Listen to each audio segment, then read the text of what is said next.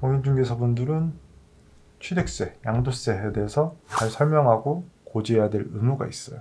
근데 취득세야 법에서 정해 나왔으니까 그러는데, 양도세의 경우에는 미리 먼저 이렇게 어떻다 저렇다 설명하면 불리해요, 공인중개사분들께는. 왜냐면 설명하지 않아도 되는 걸 괜히 잘못 알려줬다가 책임을 져야 될 수도 있거든요. 근데 이제 많은 분들이 물어봐요. 요새는 하도 복잡하니까. 그리고 주택이 많은 다주택자들은 내가 주택이 어디 뭐가 있고 뭐가 있고 뭐가 있는데 이걸 사고 아니면 내가 현재 갖고 있는 걸 팔 때 양도세가 얼마냐. 공인중개사분들이 이럴 때 대충 인터넷 검색이나 홈택스에 임의로 입력을 해서 하다가 잘못되는 경우에는 책임을 질 수가 있어요. 물론 취득세든 양도세든 의뢰자, 그러니까 매도인이든 매수인이든 당사자가 제대로 알아봐야 될 1차적인 책임이 있습니다.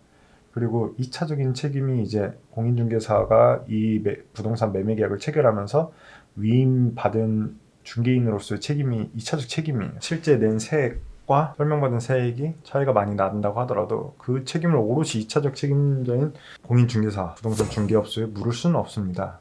그래서 판례들을 보면은 물론 그 차액에 관해서 50%만 손해배상액으로 인정하거나 30%만 인정하거나 그런 식으로 과실상계를 합니다. 과실상계라고 하는데 책임제한 과실상계, 법률 용어는 그렇고, 다른 판례에서는 이런 손해액은 인정되지 않았지만 정신적 고통을 받았다는 취지로 해서 위자료 1,000만 원, 위자료 500만 원, 위자료 몇천, 이런 식으로 위자료 명목으로 인정된 사안도 있어요. 그래서 어찌 되었건 지금 부동산 중개 수수료가 매우 높아졌고, 그만큼 공인중개사분들, 부동산 중개업소에도 그만한 책임이 뒤따르게 되는 게 당연한 거고, 사실 그거에 대해서 잘못 말하고 아무런 책임을 지지 않는다는 것은 이게 신의칙상 맞지도 않기 때문에 이러한 판결은 당연한 판결이라고 생각을 합니다.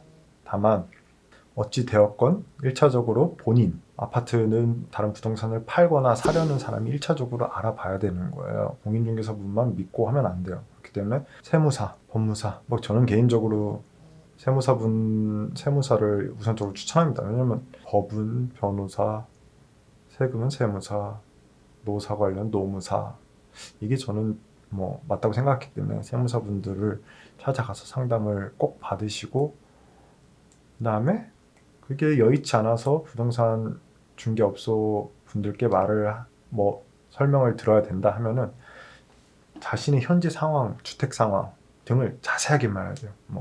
우리 딸이 몇 살인데 결혼을 안 했는데 어디에 하나 입주권을 해줬다, 분양권을 해줬다, 아니면 뭘 해줬다, 재개발에 투자를 했다, 이런 것들을 세세하게 말을 해줘야지 나중에 혹시라도 법적 분쟁이 갔을 때도 책임을 제대로 물을 수가 있는 거예요. 예를 들어서 아니 내가 한 주택 몇 개 있는데 이게 양도세 얼마, 이렇게 물으면 안 돼요. 그렇게 얘기를 했다고 해서 공인중개사의 책임이나 부동산 중개업소의 책임을 물을 수 없어요. 그렇잖아요. 이게 워낙 다양해요. 이게 그 주택이 뭐냐, 얼마짜리냐, 어디 지역에 있느냐, 입주권이냐, 분양권이냐, 가진 지 얼마 됐냐, 언제 팔았냐, 이런 거에 따라서 너무나 경우의 수가 다양하기 때문에 이런 거 하나하나 다 판단을 하고, 만약에 이 영상을 보시고 부동산 계약을 하실 분은 무조건 세무사한테 가서 상담료를 내고 상담을 받으세요. 그게 첫 번째예요. 아까 말씀드렸듯이 나중에 법적 분쟁으로 가면은 소송에서 이긴다 하더라도 무조건 손해 볼 수밖에 없습니다. 왜냐? 세금은 내지 않아도 되는 손해가 아니에요. 원칙적으로는 내가 주택을 사거나 팔거나 하면 그에 맞는 취득세, 양도세를 내는 게 원칙이기 때문에 내가 무조건 공인중개사 말을 믿고 해가지고 손해를 봤다, 손해 전부를 배상해달라, 이건 절대 통하지 않습니다.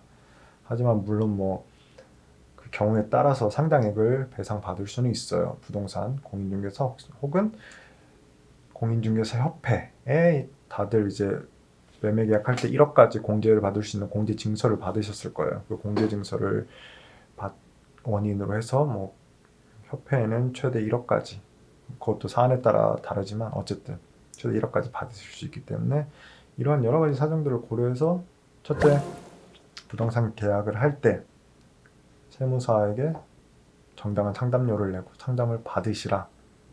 세무사, 경우에 따라서는 법무사 분들, 경우에 따라서는 변호사 분들.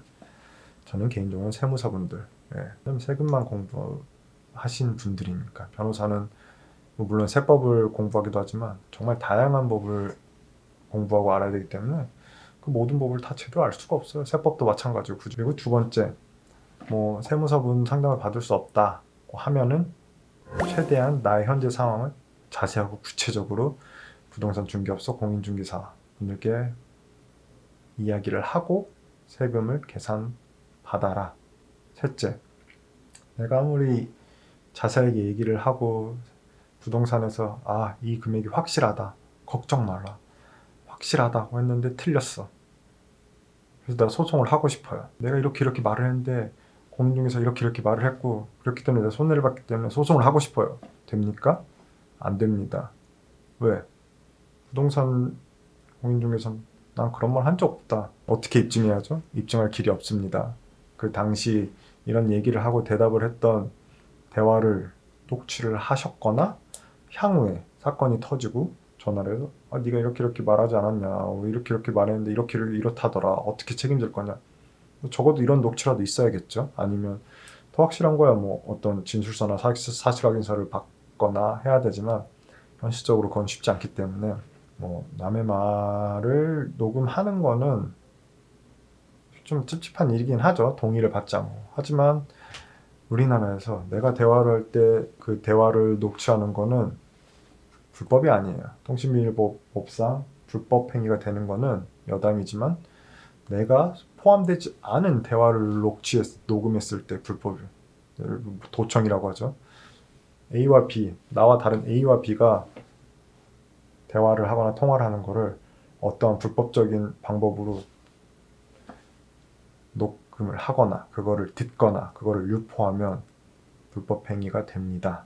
때문에 예를 들어 뭐 블랙박스든 다른 CCTV든 그런 걸 통해서 제3자 간의 대화를 보거나 듣거나 그거를 녹음 행위를 하거나 유포하면 그거는 이제 불법 행위가 되는 겁니다.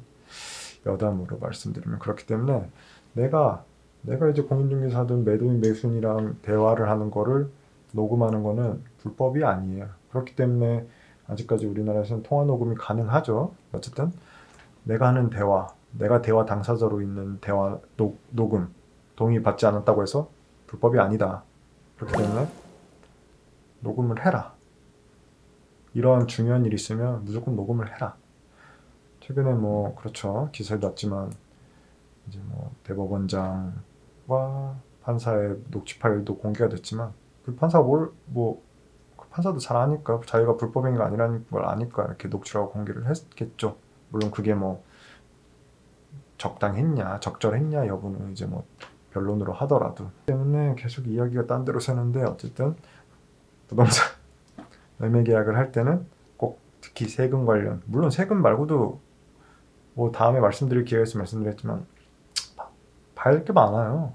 이 부동산에 어떠한 근저당이 있는 가압류는 뭐 압류 뭐 어쩐 저당 등등 이런 게 잡혀 있으면 이것도 당연히 공인중개사의 설명 의무에 들어있기 때문에 이런 것들을 다 잘 파악을 해서 물론 제일 깔끔한 등기부등본상 깔끔한 매물을 사는 게 좋고 그리고 세금에 관해서도 내가 뭐 무주택자다 하면 그렇게 고려할 사항은 없지만 다주택자거나 혹시 뭐 추후 어떤 부동산을 사고 팔 계획이 있다거나 내 부모님, 내 자녀가 어떠한 주택이 있고 이게 일가구 주택으로 묶일 수 있는지 이런 것들을 잘 파악을 하셔서 그리고 내가 어느 지역, 내가 사는 지역이 투기 제한 조정 지역인지 뭐 이런 것들을 잘 파악하셔서 상담을 받으시길 바랍니다. 그리고 법적 분쟁을 가면 무조건 손해이기 때문에 소송에서 이겨도 일단 까고 들어가는 거예요.